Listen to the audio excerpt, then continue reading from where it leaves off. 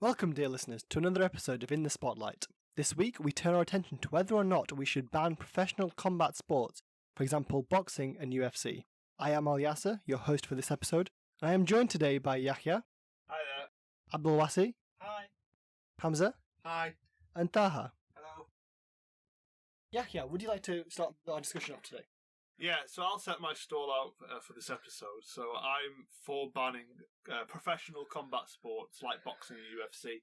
And I'll just start with my initial point, which would be that we cheer, we love it, we see boxing, we see UFC, we love these great fighters. But at the end of the day, when we go boil down to what is all of this, it's barbaric and it's two people, okay, in that ring trying to hit each other in the head, or in the case of UFC, trying to kick each other, trying to hurt each other in order to gain money to feed their families. And for me, that's a barbaric way. And if we talk about our society, being an advanced society, a civilized society, I don't understand how we can still glorify these kind of things. And for me personally, I would say that my challenge would be to the rest of the guys, because they're on the opposite side. What is the difference between that and the Colosseum, which we all condemn the Romans for being such barbaric people, for watching people slaughter each other and fight each other? And they didn't kill each other most of the time. They just fought each other. Wait, so are you saying in the Colosseum they didn't kill each other most of the time? Yeah, so in the Colosseum, death wasn't a permanent thing where it always used to be killed. It used to be people fighting each other and people coming down to the Colosseum just to enjoy the games. What's the difference between that and modern day? Right, so you're mentioning that the MMA, okay, we're going to say UFC, so MMA and boxing are just obviously the pioneers right now, most popular. It's not barbaric because obviously these fighters are refining their skill, right, in obviously their martial arts, and they're putting it to the test. It's a competition. It's kind of like in bodybuilding or powerlifting, like you just got these guys, to pumping metal, but it's more about a competition. They're refining their skill. It's not, they're not just punching it. No one wants to get punched. They're dodging, they're weaving, they're doing everything. It's a skill. It's, it's an art. You fail to say what's the difference between that and the Colosseum. Abdul Wasi, why don't you chime into our debate? So you said you put the Colosseum as a comparison to modern day boxing. Well, I agree. It's what you said. Death wasn't a certain outcome of the Colosseum, but I feel like if we take that part and put it to one side, okay, so then we've got all the slaves being killed, you've got the lion fights, you've got all the other fights, okay, right, and then we delete all that stuff, so it's only the fighting, right. I don't think the Colosseum would have had such a bad rap as it had before. It's just you go to the Colosseum to see two skilled fighters who have been trained, put on a show for other people, okay. They know no one's going to die at the end of it, okay, they know no one's going to die at the end of it. They're going to have a good time, they're going to get paid, okay, and everyone goes away happy. And take that and put it to the modern setting, boxing, okay. You know no one's going to die at the end of it, and there has been accidents, okay, that's true, but then we've learned from those accidents. And modern day boxing is well regulated to stop stuff like that happening. So I don't see how that's an accurate comparison between the Colosseum and modern day boxing. Also, one thing that, modern day boxing has is the referee, which is obviously a big action. If someone's taking too many blows without obviously defending themselves, the referee always chimes in to obviously prevent any further damage, which the Colosseum didn't have. So that's one thing. The referee is there and it's going to stop any long-term damages or anything that's going to be too fatal. Just on that, I just want to challenge you all in that kind of the use of the Colosseum. How much of that was more down to showing off the skill of the fighters, the sword play, and how can we compare that to modern day boxing and modern day UFC, where we see the skill of the fighters and their performances? Well, I think, just want to say, from what Abdul Wasi, your explanation of it, I'm going to ask you a question here and put it on record. So do you condone the fighting of the Colosseum, which wasn't till the death? I feel like there's a trap here somewhere, so I'm going to clarify. If two gladiators are fighting, they know no one's going to die, and they've agreed to fight, okay, then that's fine, in my opinion. Right, so you're asking him to compare boxing and the Colosseum, and obviously if they don't fight each other to death. Let's not forget that the gladiators themselves used weapons like swords, the trident, the net. Those weapons are obviously designed to kill people. In boxing, you're only using your fists, and on your fists, you're wearing gloves that basically protect you and protect the other person. The boxers themselves have protection in their teeth, the gum shield, they've got the protective cup. So everything is done to ensure that nothing serious happens to the boxer. Whereas in a gladiator scenario, they're using literal weapons to cause so much damage that, it could result in a death, whereas boxing offers that protection. But I think this is just a matter of perspective and just seeing modern day in a different way. In the gladiators and the Colosseum, fair enough. Okay, usually they'd use wooden swords. Okay, fine, you had tridents, and maybe they could cause more serious damage at a regular frequency. But we still know boxing is not a harmless sport. You can't compare the two and say Colosseum is another class and boxing is another class. Boxing, you're going to punch someone in the head. Look at someone like Tyson Fury, yeah? When he fought against Wilder, this guy was 120 kilograms of pure muscle. And Deontay Wilder does not have a head guard on. Yeah? This is not amateur boxing we're talking about. We're talking about professional. So he got hit in the head by a 120 kilogram monster. And you're telling me that's not going to hurt? You're acting as though these boxers don't have a choice. They have a choice to pursue that career, to put themselves in that ring. They're doing it for money. So, and like I said, every bit of protection is given to the boxer, so nothing serious does happen. If, someone gets knocked down, the referee, goes over and checks to see, can they continue? Are they alright? Do they need to stop the fight? Whereas that wasn't the case with, like, Colosseum and Gladiators. I mean, okay, that's a fair point, but I mean, look at, for example, someone like Muhammad Ali. You can't check if someone's got Parkinson's or is developing Parkinson's. The man was knocked in the head so many times he developed it. You can't check for that. Unfortunately, in regards to Muhammad Ali, it was quite sad. What happened, one of his fights before, it was obviously in his later years. I can't remember who he fought against, but it was just before the fight when they were obviously doing the medical exam. He wasn't actually able to, so they asked him to touch his nose using his index fingers, and he actually wasn't able to do that. So for his late, he actually wasn't suitable for fighting. So I think that was the people who were doing the medical exams. I think that was a fault on their behalf. And like Muhammad Ali, he shouldn't have fought for how long he did. So I think, yeah, so that was obviously the medical error. But everything else, like, I'm going to bring another example. Mayweather. How old is he? How many fights he's had? And look at him. He's doing great. He's not been, but like, he's a professional boxer fighting the best of the best. And he's doing completely fine, isn't he? Yeah, okay, you have people, but the thing is also, you got to remember with Mayweather, he's such a good fighter that obviously he gets hit on a very low proportion to other fighters. But look, we're not just talking about death here. People go home with broken noses, people go out with blood vessels popped in their eye, and these aren't going to get mass reported because it's not a death. But these people who've like been maybe lost their sight in one eye, or later on in life they kind of lose their thinking processes. Yeah? What about these people? Okay, no one's going to argue that injuries don't happen in boxing. They do. What about other sports? Rugby, football. Injuries happen in these all the time. Are you also that we don't? No, there's a big difference, and what I'm saying is the intention of boxing is to hurt your opponent. The intention of football is not to hurt your opponent. Okay, so what about in rugby, when someone's... so I don't know, obviously I don't really know the positions, but when someone's running with the rugby ball to the other side, right, time to score a touchdown, you've got people ready to tackle them and obviously take them out. So would you not say they have that intention? Another one is actually ice hockey. Have you seen ice hockey games? All the ruthless people coming in, very big guys coming in with speed, just ready to take that guy out. That's what happens. You don't have tackles in hockey like that. They're shoulder barging them. Just to make clear, you don't have a touchdown rugby, you score a try. And the purpose, and if performed properly, and rugby players, from school onwards, whenever you first learn to play contact rugby, you're told how to tackle in a way that doesn't cause injury. Okay, so inherently, taking that rugby tackle does not cause injury. Secondly, ice hockey does have protection. Right, so, I mean, aside maybe away from whether it's barbaric or not, I'd say another pro for not banning combat sports such as UFC and boxing is the fact it gives incentives for lesser privileged children to get into something. It takes them off the streets. It gives them discipline, focus, and it's a way for them to get themselves out of poverty and make something of their lives. It gives them an opportunity to, make something of themselves where maybe this education system or their home life has failed them. Yeah, so a brilliant example for that point right there is Manny Pacquiao. If you've seen, like, obviously in the Philippines, if you've seen, obviously, look into his background and his story of how he grew up, I think you'd be quite interested.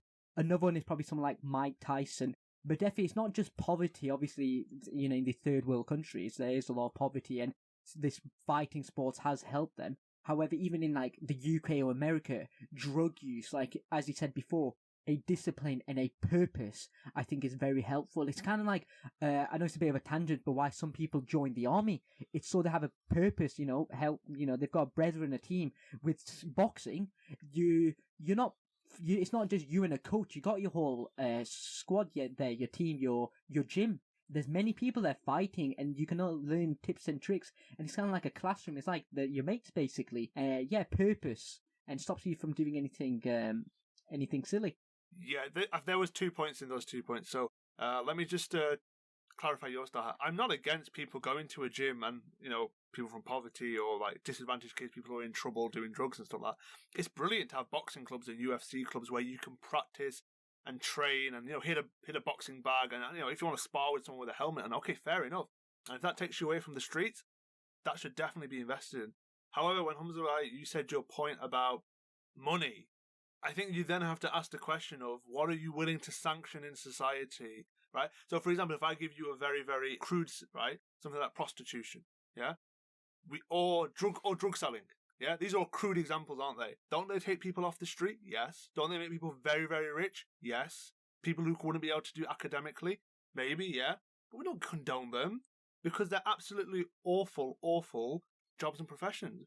With boxing, you have to then, one of you then has to talk about, you guys have admitted, Abdulwasi, you said, that boxing causes injuries. Yeah, it can cause injuries. Not all the time, fair enough, but it can cause injuries, and in some minority, it causes death.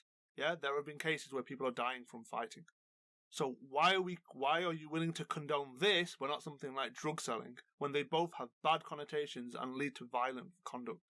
Well, I think there's a bit, you can't really compare boxing and drug selling. One of them's illegal, right? And the drug selling bit is, at least with boxing, with drug selling, let's just say you're affecting other people. Another thing, as I said before, it's completely illegal. And one thing to do with making money, as we mentioned before, of taking, people out of poverty, if they weren't getting any money from boxing, they won't be taken out of poverty. They're not doing it as a hobby. Okay. So that's what I'm going to say. Can I just say I don't think you understood my point. Okay, whether it's legal or illegal, for me, that doesn't matter here. I'm talking about morally. I'm saying, how can you justify when drugs, you sell it to someone, it ruins their life? When you hit someone in the head, and if they lose their mind and cause damage to their brain, yeah, that's a bad thing. So how can you condone that on the same level? I don't think it's morally comparable, actually, drug selling and boxing. I think drug selling is quite obviously morally wrong, okay? You are giving people, quite frequently underadvantaged people, drugs that will ruin their lives, okay, in order to make your own fortunes, okay? Whereas boxing, everything is consented to, okay? They know the risk going in, and they're doing everything they can not to harm the other person, okay? You said the intention was to hit them and to, physically hurt them, okay? That might be what happens, but it's not the intention. The intention is to win, okay? Quite often they win by points, okay? You don't have to knock someone out to win. So obviously you're talking about they're there to win. I'd also argue that a lot of the reasons why people take up sports like boxing and UFC is for self-defense. Today's society is obviously probably more dangerous than it's ever been.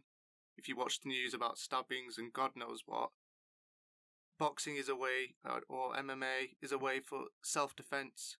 It's there to protect you. I think it is a useful skill to develop, is self-defense. If you're going to take that away now and say it's morally wrong just to fight people, well, how else are you going to know in a fighting situation whether you're able to do that? So that's why I think boxing and MMA is important in that sense. So I've just got a question for that the viewers might also have, in that if, you were going to take up something like boxing or MMA for self-defense, why not use a combat technique that is for that, such as Taekwondo, Kung Fu, Judo, which are inherently safer? I mean, those sort of self-defense classes aren't available to everyone. I think things like boxing and MMA, it's more common, it's more widely taught. I mean, obviously I'm not an expert on that, but just from what I've observed, boxing and MMA is more commonly taught in like gyms, warehouses, factories that I've seen, certainly in my hometown. I don't know about others, what they think about that. Yeah, I just want to clarify something. In terms of self-defense, which you mentioned, Hamza, I've got no problem with that at all. Like, because that kind of stuff is done in the gym, where you train and you learn UFC, you learn martial arts, you learn in boxing, you learn how to hit someone. Yeah, if you need it in the street, that's absolutely fine. But what I'm talking about in terms of you, Abdulwasi, is that when you talk, I think you made a mute point, which I think you would agree. When you say that, okay, boxing, your intention is just to win. No, your intention is to win by hitting the other person. And when you look at it, that is hitting the other person as hard as you can, because a lot of people, for example, boxers like Deontay Wilder and all these people, they want to knock some people out because they have so much power in their hands. So I think to say that boxing is just about winning and because you can win by points, oh yeah, it's not as brutal as what people make it out by hitting someone in the head, I don't think is a very valid point.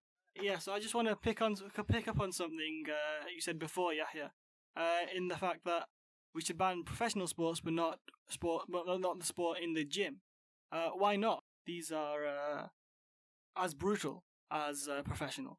In fact, sometimes are less regulated because at least you've got the World Boxing Association, looking at the fights and saying, look, you can't do this, this, this. Okay, in gyms you can have whatever goes. Actually, you've got black market underhanded fights as well. But the fact that there's a regulation also actually helps improve the quality of the sport and helps people stay safe. In a gym, you don't have that. In the gym, also, you're hamstringing the sport. You can't do anything else that you might do in the ring because, say, if you have safety concerns, they won't let the sport go all the way to, say, however many rounds because there's no need. There's no one watching. There's no incentive for it to go all the way in and find the points. One thing I also wanted to add was, so our main point was it's entertainment. It's kind of like watching TV now, watching boxing. One point I would like to put across is, what about, action movies? We've got millions of them. What about stunt doubles? It's their profession. Obviously, they're putting their body in harm, but obviously it's for entertainment, right? Obviously, if you don't have stunt doubles, you won't have all these, exhilarating action scenes. Same with boxing. They're there for entertainment. They know what they're putting themselves in. It's not all, everything goes. They are regulated. So I don't really think it is barbaric. I think that's the completely wrong word to use it. Okay, so just responding to us there. Well, I think when you're talking about the gym and about how things can go underhanded, I think that's an exception rather than the rule. When people go to a gym, especially when they're starting off, you're learning how to punch, jab, throw a right hook, throw an uppercut, and, you're trying to work on your fitness regime. Okay, underhanded fights, okay, fair enough, that may happen, but I think you've got to accept that that's the exception rather than the rule. And when you have people who are fighting each other, that's usually because they want to go on to the professional thing. But also, the majority of fights in a boxing club will be sparring, where, you're not trying to hit the person particularly hard, you're just practicing your technique. You both have a lot of headgear on and protection. I don't see anything majorly wrong with that. Practicing your technique for what, though? If it's not for the professional ring, then there's no point in practicing your technique. Yeah, but you're not out there to hurt the opponent, you see, in sparring. In sparring, you're just trying to practice your technique, which you've learnt in the gym. You're not trying to hurt that opponent, and your opponent also has a lot of headgear on. You didn't really respond to my point. I said, why are you practicing? If you're learning all these techniques, what's the point in practicing them if you're not going to go professional? Yeah, so I'd assume that you're practicing these techniques because you've worked really hard in the gym, and then for some people that might be because of self-defense also on the street. It's good to know how to hit someone well. Now, how would you respond to Daha's point about entertainment and it being something that it's something for people to enjoy and to maybe take away from their difficulties? And one more thing I'd like to put on that point is someone like Jackie Chan. If you look at how many injuries he has been through, probably a lot more than any boxers in their, lifetime. Yeah, but can we just keep the discussion to professional sports? Because action stunt doubles is kind of a different debate. Do you get what I mean? But I get your point. Okay, so you're talking about entertainment. Again, I think you have to then say, what's the difference between you and the people who sat in the Colosseum? There's no difference. Right, so you're saying that the people who sat in the Colosseum to watch for joy, people just go at each other and hit each other. So you're saying that we've not become any more civilized since the Romans. As I was going to say this before, as what Abdulwasi was saying before, if there are two skilled fighters, swordmen, and you even said wooden bats as well, what's wrong with watching them just fight each other? I don't think there's any. When we think of a Colosseum as normal people, they always talk about, obviously, when they fought the bears, battle to the deaths. No one thinks of the Colosseum as fighting with wooden swords, okay? I don't think anyone cares about that. I think they're caring about battle to the deaths. And right now, obviously, we're not talking about that. We're just talking about two skilled fighters fight, and I don't think there's anything wrong with that. I've got a problem with you keep saying, oh look, what's the difference between us and the people in the Colosseum? Okay, watching people fight. There's nothing inherently wrong with watching people fight. Okay, you don't want to see someone get hurt, but if someone gets hurt, it's not the end of the world. Okay? You've just said a paradox there. You've said there's nothing wrong watching people fight, but then you also said, oh, as long as no one gets hurt. When you fight, inherent in that is you're going to get hurt. No, you're right. I'm sorry, no, you're right. I misspoke. You don't want to see anyone get killed. Okay, someone gets hurt and they're okay with it. That's okay, right? You don't want, but obviously you don't want to see anyone get, killed. I think the idea that civilization and a civilized society is having everyone completely safe from everything is the product of 21st century revisionist thinking. No, I don't agree with that. I'm far from a secular liberal. But no, I have to challenge you on your logical thinking. So would you say it's okay? Let's imagine you were building the laws of a country. Would you say it's okay for me to keep taking shots of heroin as long as I don't kill myself? Would you ban sports such as skateboarding? No, you have to answer my question first, please. I'm answering your question with a question. Okay? Do you want to see people completely isolate themselves in a bubble because they might get hurt? Okay, I'm just gonna answer on Abdulwasi's behalf for this heroin one. I think comparing taking heroin to boxing is out of order. Heroin is a mental health issue. It's an addiction. It's physically, obviously, whatever drugs and hormones, whatever it does to your body is physically addicted to it. You can't help yourself.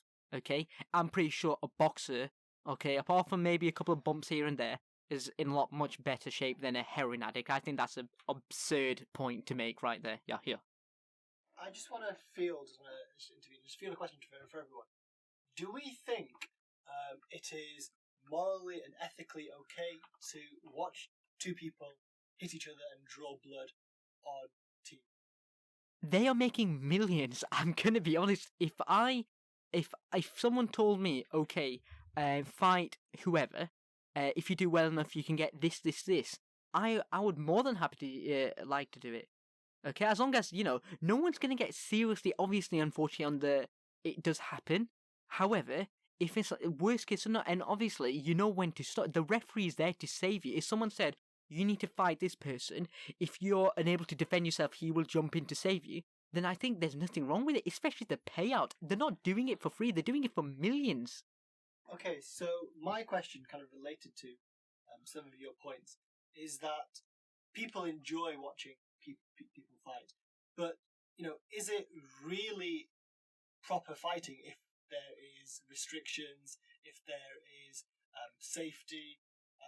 That's not proper fighting. That's just sanitized fighting. So what's the difference between kind of that and other forms of fighting? No, you're right. No one wants to see people have proper fights, okay? Which is why we have regulation, okay? So we can get good entertainment while satisfying our need for them to see them be safe, okay? And just to point back to Yahya, comparing it to heroin is taking the argument, a bit too far, okay? It's making it, ad absurdum. I think a better comparison, which doesn't fall through, would be saying, oh, do I want to see people get executed? No, but do I want to see people fight? Okay, I know that no one's gonna die. Okay, that's fine. Right. So let me ask you then, Abdulwasi, if you saw two people fighting in the street, going at each other, but they said, "Oh no, we're just doing it for fun," would you stop it or not? Yes, I'd stop it. But they're hurting each other. It's not regulated. Yeah, where's the referee? If there was a third person who was a referee, so if there were two people fighting in the streets, they both were wearing gum shields, they were both wearing hand wraps with boxing gloves, there was also a referee to guard it, then I will actually allow them. I'd be like, that's fine. And also, if one of them was, both of them were earning a pretty penny, then I think that's okay, because we're not talking about people fighting for free. We're talking about their livelihood. They are making money from this. Anything that, any harms or anything like that, they got more than enough to pay off their medical bills and some. No, but I think, again, let me go back to my question about the heroin, because you're saying it's an extreme example. I really don't think it is. Because I said, if you're in a country with no laws and you were setting the laws, would you make heroin illegal for someone who just took it as an entertainment? The thing is, when you're injecting heroin into yourself, you're doing it for a fix, you're doing it for a buzz, and it's harming your direct health. Just practicing for boxing or even professionally isn't necessarily harming your health, like in consequence to, just injecting heroin into yourself. No, but getting in that ring, you are harming yourself, the potential harm. But not in the way that heroin harms you. Okay. Okay, well, let me change it to smoking then. Some people smoke for 40 years and never develop lung cancer. Is that okay then? Should smoking not be looked at as something which we should reduce? It's like saying, every time we get in a car, there's a risk of a car accident, so why do we ever drive? No, I'm glad you brought something like that up, because that's not the same, because I always talked about the intention of what you were doing. When you get into a car, your intention is to go out shopping, to go to work. That's normal life. Why do we have to have things where the intention is to hit the other opponent for pleasure? So are you against armies then, and militaries and wars? What their purpose to kill and fight people, or even in self-defense to, kill in that regard? No, okay, again with the army, what is the intention? The intention of an army is to fight, to defend your home country. I have no problem with that. I don't think anyone has the problem of your army fighting to defend your country. I'm going to go back to the heroin for a second. The person who's taking the heroin isn't doing it for entertainment, and he's not getting any money out of it. He's just harming himself. He's not getting... If someone was if two people were just having a scrap, okay, with no regulation, with nothing, and they were just beating the heck out of each other and not making any money off it, I don't think that'd be allowed. So, can we just clarify? Are you saying that it's okay to make money off your own suffering? Yeah, but it might not be suffering, and it might not be pain. If other people don't see it that way, then what's the problem with that? And Dad had said that, okay, it's pain. Pain comes in different things. There's good pain, okay, and then there's bad pain. No, you guys still haven't defended it based on the intention. We can give all these examples which I've talked about, and you still haven't answered the question about heroin in a country where you set the law. Yeah? So you still need to answer that. But I'm talking about the intention. The intention of taking heroin and the intention of taking... the intention of boxing is only separated by the legal definition. Not morally, you haven't been able to justify it. I'm going to go for a counter question. So one, I will say I will not make taking heroin legal. Second, Why? Because you're harming yourself. And so what happens in boxing? Okay. Do you get millions of pounds for taking heroin? No, so why is that the defining factor? Should we not give anything to the poor because you don't get millions of pounds from it? Listen, if someone wants to go in their own home and take heroin, okay, they've locked themselves in, not a danger to anyone, okay, I don't see a problem with that. Am I going to legalize heroin? No. Okay. But the thing is with boxing, okay, you're not harming anyone else that hasn't already agreed to do that. Do you see? In heroin, okay, in this little thought experiment we have you neglected all the other side effects of heroin? Okay, not just to yourself, but to other people. Heroin also will make you steal because you need the money to do it. It also has a effect on the wider community. Okay, you're bringing drugs in. Drugs normally come with crime, normally come with violent crime, violence. Whereas boxing doesn't come with any other stuff. Very quickly, that again I think is a moot point, because when you hit someone and you hurt them, what if that person loses his ability to fight, and that's his family's life down the drain, people that he supports, all of that down the drain. So to compare that there's no side effects to boxing and drugs, I don't think is a correct thing. To be fair, I think you can say it that way. Anything, if you're your occupation involves, manual labor, and you end up injuring yourself at work, and now you can no longer do that manual labor. Do you think that's the Sorry same? to cut in because I know Hamza wants to make a point. You still haven't got to my point. Why do you go to work in a manual labour job? To earn money, not to hurt yourself. You have to address that point. You earn money for people box to earn money. I thought that was quite self-explanatory. So what is the... Yeah, I don't think you've understood the point here, Daha. When you go to a manual labour job, your intention is to carry heavy things around to earn money. There's nothing inherently bad in that, we can agree. When you go to box, your intention is to hit the other opponent, and that's the point I'm making. I think I have answered that. I agree with you. The intention is to hit the other opponent, okay? The intention is to win. You said before, okay, your intention to win. How? By hurting other people, okay? So, if you want to make that the same thing, you can, okay? But then again, what's the point? What's the bad thing about harming someone to such a little degree as well, okay? And if, a big if, the worst should occur, okay, it's a tragedy. We'll take steps to, make that less, okay, happen less, okay? But what's the harm in watching other people harm themselves a little bit? Like I said, it's just it's a consequence of thinking that civilized is wrapping yourself in a bubble and not getting hurt at all. I know you keep coming back to the point of, what's the intention of it? If you got such a problem with it, why do you watch it? Why have you got such an issue with boxing? If you don't like it, don't watch it. I think the majority of people would agree that it's just for entertainment, right? At the end of the day, there's regulations in place which protect boxers. It's a way for, people to get out of poverty and, let's say they have anger issues. It's a focus. It's a discipline. Yeah, of course, accidents can happen.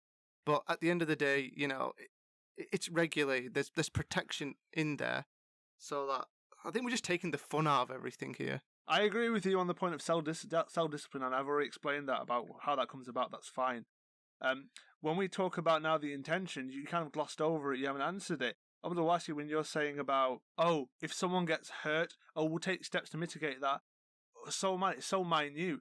That might be minute to you watching someone boxing and have their thing, but what about the family who's devastated, or the mother and father who sees their child, that happened to their child? Again, you're on about intention. Then should we scrap the army?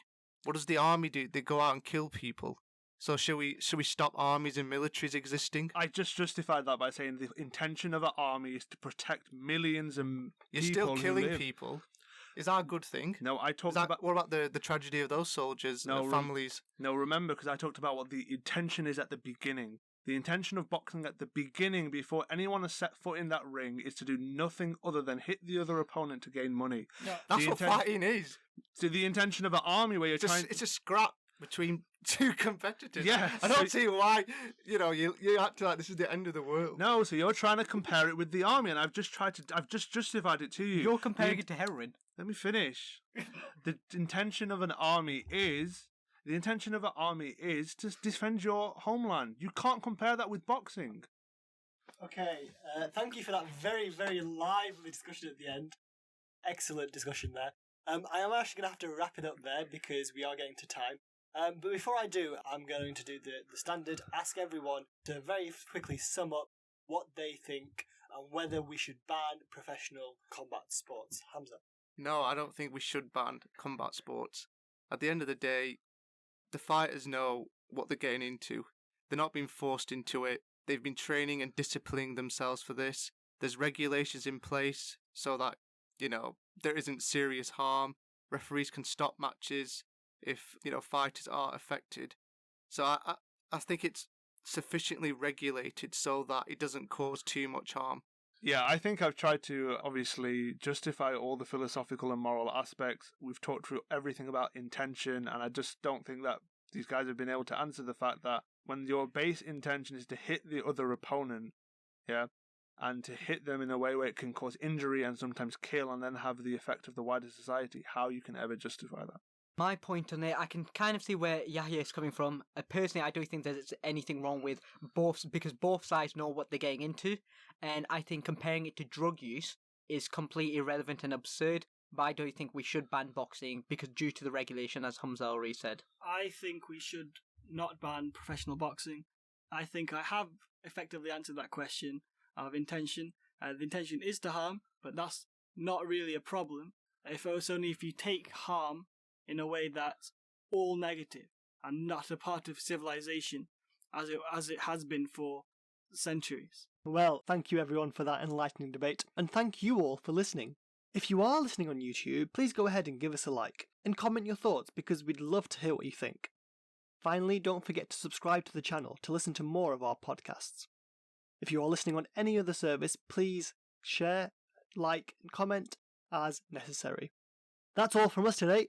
I was your host, Al Yasser, and I look forward to joining you in the future for more conversations in the spotlight.